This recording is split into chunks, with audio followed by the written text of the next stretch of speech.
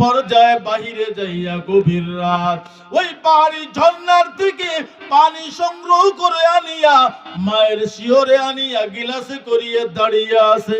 মাকে ডাক দিলে মা ঘুমের ব্যাঘাত ঘটে যাবে, মা ঘুমিয়ে আছে। সন্তান ওই বাইজিদ বুস্তামি মায়ের খেদমতে দাঁড়িয়ে আছে। আমি কখন আমার মা সজাগ হবে, আমার মা পানি চাইবে, আমি সঙ্গে সঙ্গে পানির ব্যবস্থা করে দেব। এক পর্যায়ে রে ভাই মা সজাগ হয়ে গেল, সবে সাদেক হয়ে গেল, আজান হয়ে গেল। মা তাকাই দেখে সন্তান মাথার শিওর। ডাক দিয়ে বলে, রে বাবা, ও সন্তান, তুমি এত রাত্রে পানির গিলাস নিয়ে কেন দাঁড়িয়ে আছো? আরে সন্তান, আমি মায়ের শিওরে কেন পানি নিয়ে দাঁড়ালো? বাইজিদ বুস্তামি বলে, মা, গভীর রাত্রে তুমি পানি বলে চিৎকার দিয়েছিলা, পানি পানি বলে আওয়াজ শুনিয়া আমি ঘরে পানি না পাইয়া ঝর্ণার থেকে পানি আনিয়া আমি তোমার শিওরে দাঁড়াইলাম। দেখি মা তুমি ঘুমিয়ে গেছো, আমি তোমাকে ডাকি নাই। ও মা, তোমার ঘুমের কষ্ট হয়ে যাবে, কাঁচা ঘুম ভেঙে গেলে কষ্ট হয়। এক পর্যায়ে তোমার শিওরে দাঁড়িয়ে রইলাম। ও মা, আমি তোমার খেদমতে দাঁড়িয়ে আছি, তুমি কখন পানি পান করবারে মা? সন্তানের কথা শুনিয়া মায়ের কলিজাটা ভরে গেল। তাড়াতাড়ি পানি পান করিয়া ওযু বানায়া যায় নামাজটা বিছায়া আমার আল্লাহর কুদরতি কদমে নামাজে দাঁড়াইয়া সিজদায় পড়িয়া আমার আল্লাহকে ডাক দিছে, ও আরশে আজিমের মালিক, আজ আমার সন্তান আমার খেদমতে আমি মায়ের কলিজা ভরে গেল। ও আল্লাহ, আমি মা অন্তর খুলে দোয়া করতেছি, ও আল্লাহ, তুমি আমার সন্তানকে তোমার ওলি বানায় দাও। আমার আল্লাহ মায়ের দোয়া কবুল করেছেন। হযরতে বাইজিদ বুস্তামিকে আল্লাহ এমন ভাবে কবুল করেছেন, বলে শুধু মুসলমানরাই না, অনেক বিধর্মীরাও হযরতে বাইজিদ বুস্তামিকে ভালোবাসে। আউলিয়ারা কারে উকবা ইখতিয়ার, জাহেলারা কারে দুনিয়া ইখতিয়ার। মাইলে মোমেন সুয়ে মোমেন মিশাওয়াত, মাইলে কাফের সুয়ে কাফের মিশাওয়াত। এক জামানা সোবাতে বা আউলিয়া বেহতার আজ সাত সালাতাত বেরিয়া। একটি গিলাস পানির ফলে আমার আল্লাহ রব্বুল আলামিন বাইজিদ বুস্তামিকে আমার আল্লাহ ওলি বানায় দিছে। আরে যুবক ভাই, ও পর্দার অন্তরালের মা, ও বৃদ্ধ বাবাজিরা, ও যুবক ভাই, মৃত্যু কার কখন আসে আমাদের কারোই জানা নাই। আমার আল্লাহ ডাক দেয়া বলে, হাবিব, আপনি আপনার উম্মতদেরকে জানা দেন, আমার বান্দাদেরকে আপনি জানা দেন। কুল ইন্নাল মাউতাল্লাযী তাফিররুনা মিনহু ফাইন্নাহু মুলাকীকুম। আমার আল্লাহ ডাক দেয়া বলে, বন্ধু আমার বান্দাদেরকে জানায়া দেন, আমার বান্দাদেরকে আপনি জানা দেন, আমার বান্দারা মৃত্যুর থেকে পলায়ন করতে চায়, আমার বান্দা অসুস্থ হলে ডাক্তারখানায় যায়, আমার বান্দা চিকিৎসার জন্য ক্লিনিক হাসপাতালে ভর্তি হয়, আমার বান্দা বাঁচার জন্য চেষ্টা করে। ও নবী আমার, আপনি উম্মতদেরকে জানা দেন, আমার বান্দারা বাঁচতে চায় কিন্তু মৃত্যু তাদের সাথে মোলাকাত করবে। আল্লাযী খালাকাল মাউতা ওয়াল হায়াতা লিয়াবলুয়াকুম আইয়ুকুম আহসানু আমালা। আল্লাহ ডাক দিয়ে বলেন, ও দুনিয়ার মানুষ, আমি আল্লাহ মরণ সৃষ্টি করেছি, আমি আল্লাহ হায়াত সৃষ্টি করেছি, হায়াত মউত আমি আল্লাহ সৃষ্টি করেছি। ও বান্দা, তোমার এই হায়াত এবং মউত এর মাঝখানে যে সময়টা আমি আল্লাহ দিয়ে দিলাম, কার কয়দিন বাকি আছে জানা নাই, ওই আল্লাহর পক্ষ থেকে অর্ডার হয়ে যাবে। বান্দা আজরাইলের ধাক্কা শরীরে লাগবে, বান্দা জমিনে পড়ে যাবে, ওই জমিন থেকে আর একা ওঠার শক্তি থাকবে না।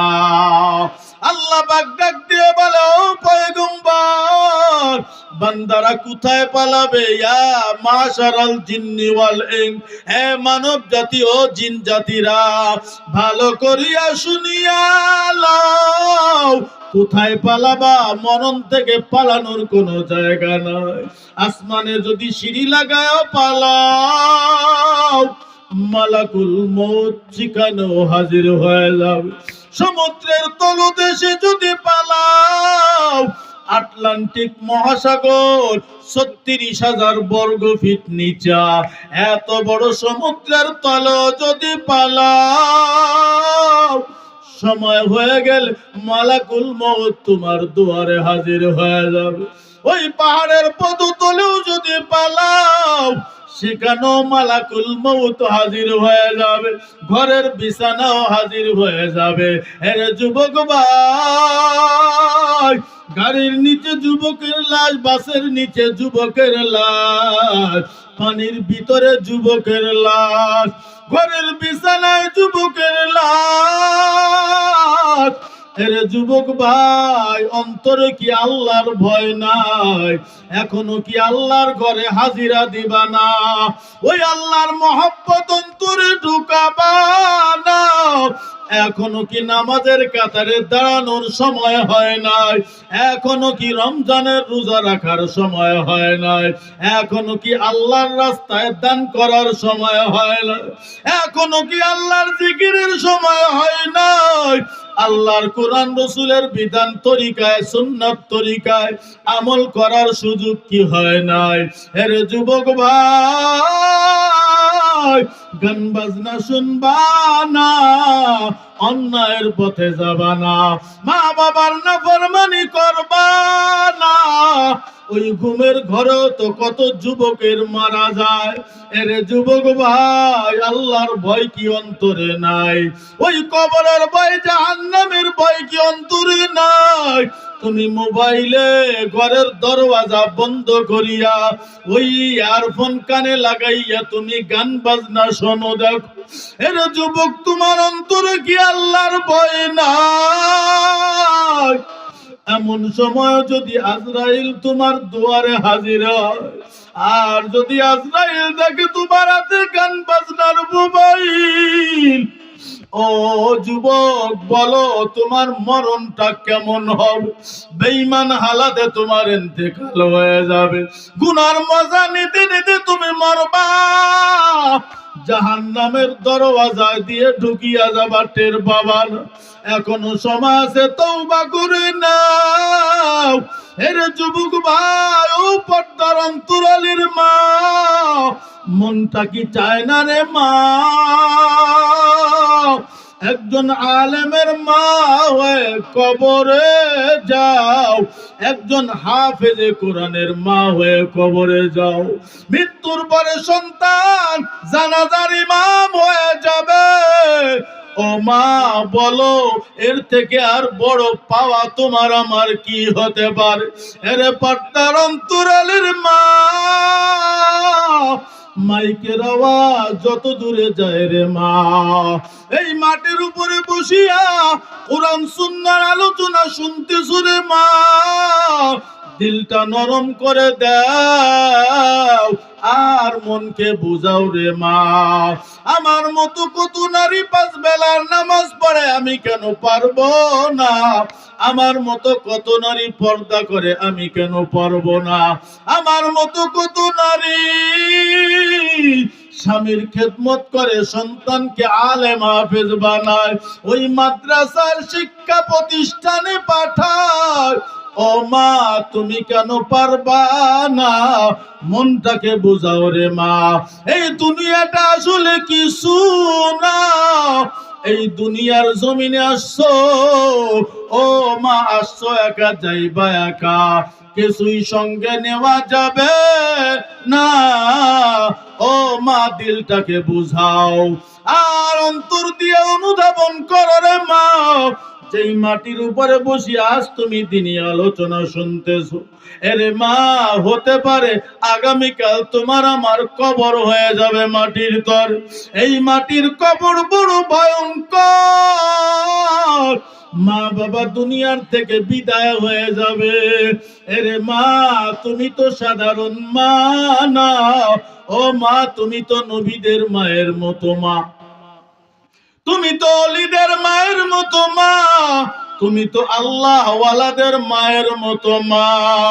এরে মা, তুমি তো হাফিজে কুরআনের মা, তুমি তো আলেমের মা। ওরে মা, তুমি তো সাহাবায়ে কেরামদের মায়ের মতো মা, তুমি তো মঈনুদ্দিন চিশতি আজমিরির মায়ের মতো মা। মঈনুদ্দিন একদিন মায়ের কাছে আসিয়া হাসি মুখে বলতেছে, মা, আজ আমার অন্তরটা বড় খুশি। ও মা, আজ আমি বড় খুশি হয়ে গেলাম। মা ডাক দিয়ে বলে, রে মঈনুদ্দিন, এত খুশি কিসের রে বাবা? মঈনুদ্দিন ডাক দিয়ে বলে, মা, ওই ভারতবর্ষে আমি মঈনুদ্দিনের হাতে 90 লক্ষ বেঈদিন, আমি বাইজিদের হাতে কালিমা পড়ে মুসলমান হয়ে গেল।